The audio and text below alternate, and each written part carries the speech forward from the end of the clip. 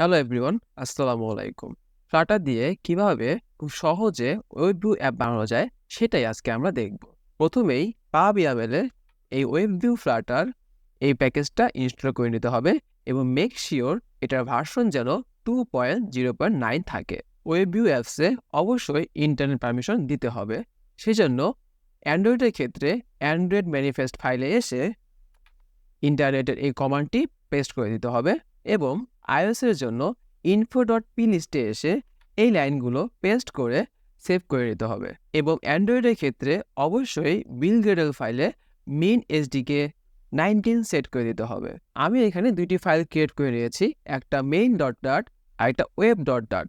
Main ফাইলে কিছু basic code থাকবে এবং এখানে হোম হিসেবে আমি ওয়েব স্ক্রিন নামে একটি ক্লাস ক্রিয়েট করেছি যেটায় আমরা মেন ওয়েবভিউ অ্যাপসের কাজটা করব। ওয়েব স্ক্রিন ক্লাসে প্রথমেই ওয়েবভিউ ফ্লাটার প্যাকেজটি ইনিশিয়ালাইজ করে নিব এবং এখানে চাইল্ড হিসেবে ওয়েবভিউ ক্লাসকে কল করব এবং মেক শিওর করব এটাকে যেন সেফ এরিয়া দিয়ে র্যাপ করা থাকে যাতে করে ওয়েবসাইটের কোনো অংশ স্ক্রিনে বাদ পড়ে না যায়।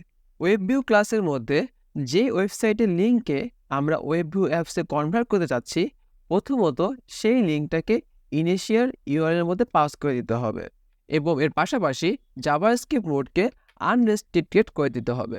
ওয়েবভিউ ক্লাসের মধ্যে আরও প্রয়োজনীয় অনেক কিছুই রয়েছে যেগুলো আপনারা প্রয়োজনের সাথে ইউজ করবেন। বাই ডিফল্ট ওয়েবভিউ ক্লাসে জুম ইনেবল এটা ট্রু করা থাকে, আমি ফলস করে দিচ্ছি যাতে করে অ্যাপসের মধ্যে ওয়েবসাইটটাকে জুম করা না যায়। এখন কোডটিকে সেভ করে জাস্ট রান করব এবং আমাদের কোডটি রেডি। অ্যান্ড এভাবেই খুব সহজে একটি ওয়েবসাইটকে ওয়েবভিউ অ্যাপসে কনভার্ট করা যায়।